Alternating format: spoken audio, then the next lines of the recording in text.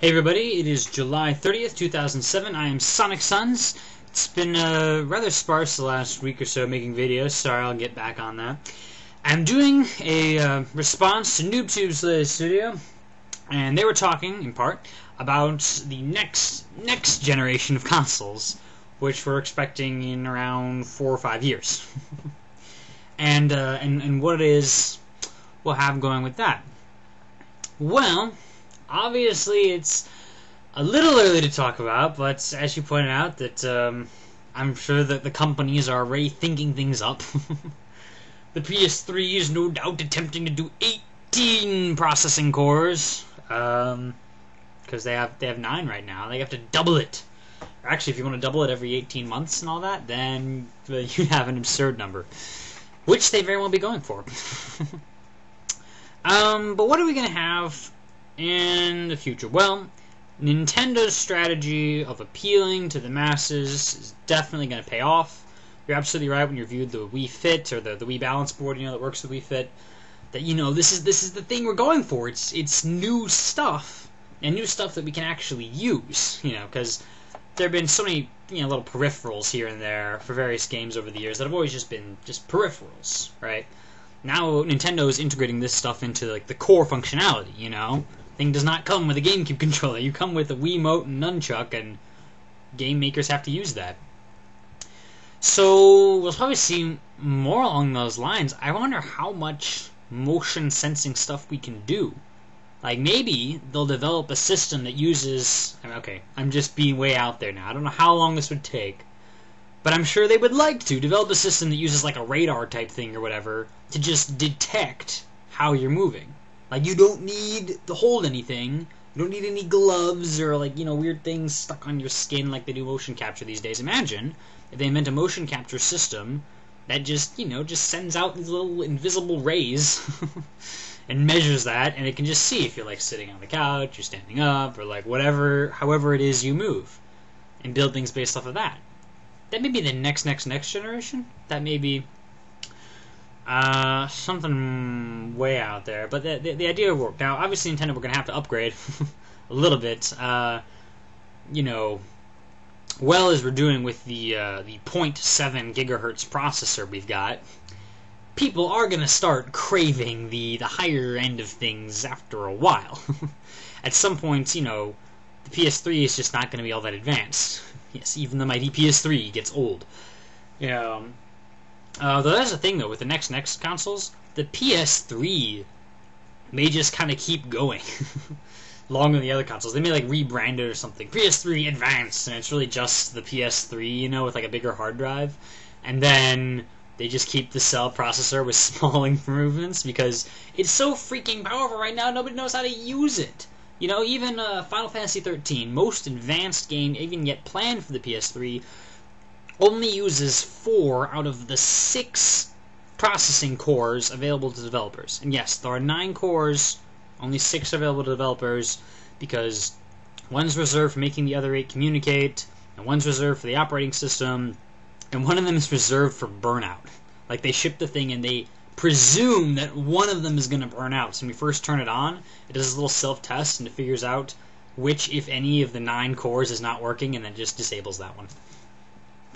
So anyway, we get a lot of processing power in these things. Maybe the PS3 will keep going.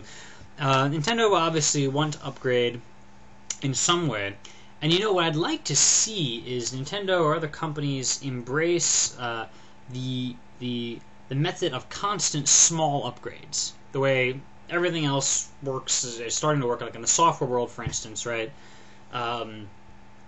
You go to Google or whatever, and every day that Google software is getting a bit better, right? But every day it's a small change, so there's nothing too big, nothing too shocking, right?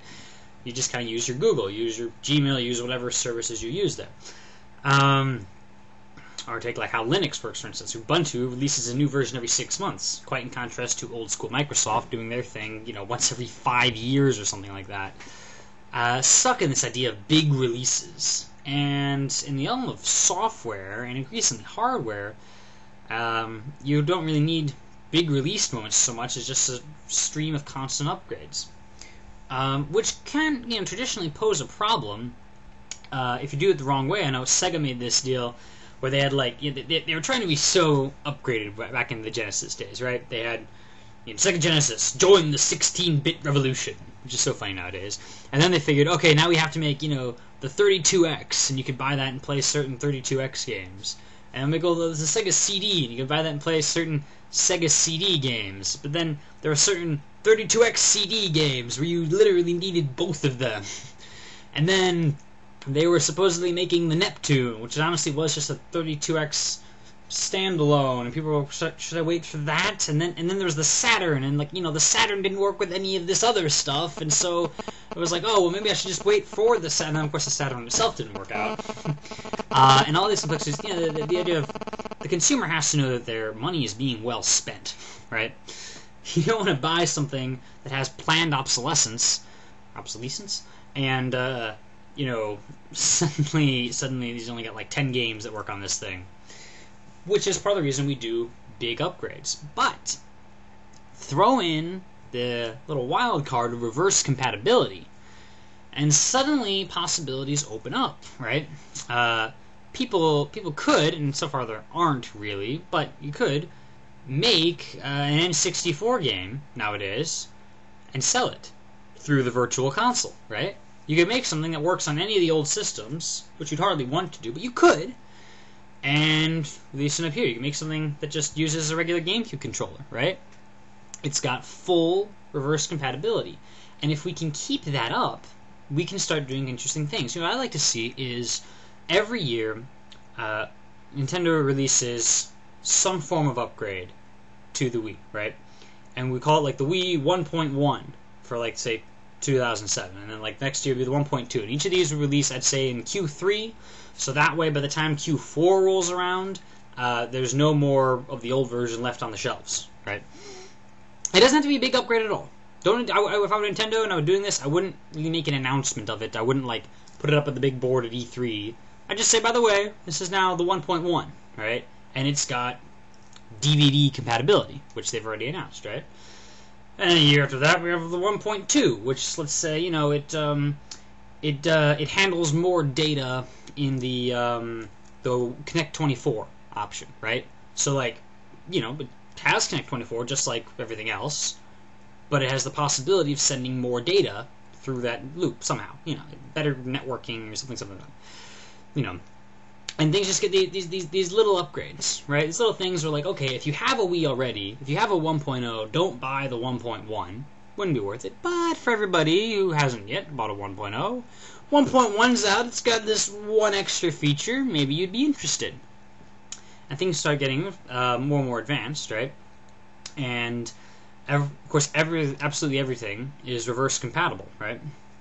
And so, let's say Nintendo finds a way, this way, right, to get closer to that leading edge of technology without cutting into their profits, right? Because currently it's so nice to just use the lower tech stuff, and they can make some money off of that, and it's just fine. It runs all the games that you really need, which is the great irony of cutting edge. Sometimes you're on the bleeding edge, and you don't actually need any of that, Sony. You're a little too far ahead of the game. But if you're making constant small updates, right? And what if you start improving processing power, start improving specs, and you start releasing games, that work on this version or higher? If everything is 100% reverse compatible, then we can very quickly adapt to better technologies as soon as they come out. So some new thing comes out, and after a couple of years, whatever, it gets cheap enough to put on the market. All right, and so let's say 2009, just 3 years after the Wii, we have like the Wii. You would either be like the Wii 2.0, or maybe by that point we'll just be like the Wii 1.3 or whatever it is, right? But let's say now it's got dual processors or something, right? Presuming that's cheap enough. And then you can sell games, which is like, Wii 2.0 or higher. That's the name I'm going with for the moment, right?